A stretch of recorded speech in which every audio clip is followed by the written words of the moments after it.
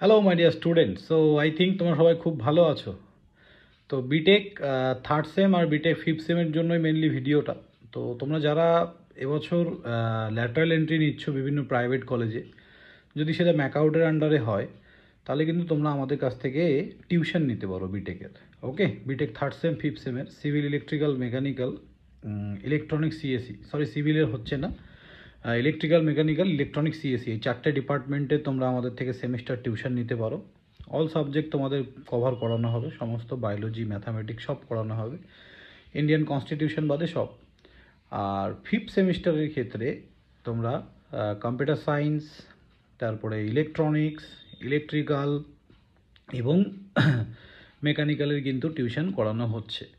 তো ফিফথ সেমিস্টারের ক্ষেত্রে ইলেকট্রিক্যালের তোমাদের মেন যে চারটে পেপার, সেই চারটে পেপার লাইভ ক্লাস পাবে, আর বাকি অপশনালগুলো তোমরা রেকর্ডিং পাবে। মেকানিক্যালের ক্ষেত্রে তোমাদের তিনটে পেপার সবই লাইভ পড়ানো হচ্ছে, ইলেকট্রনিক্সের অনলি রেকর্ডেড ব্যাচ, আর কম্পিউটার সায়েন্সের ক্ষেত্রে চারটে মেন পেপার সেগুলো পড়ানো হচ্ছে। তো মোটামুটি সবই পড়ানো হচ্ছে ফর ফিফথ এবং থার্ড সেমিস্টার।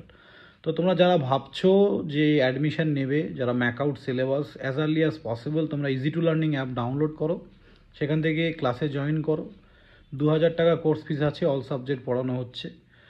আর যাদের কোনো অসুবিধা হবে তোমরা স্ক্রিনে দেওয়া নাম্বারে আমার সঙ্গে কন্ট্যাক্ট করতে পারো, কী করে অ্যাডমিশন নেবে আমি বলে দেবো। Thank you student.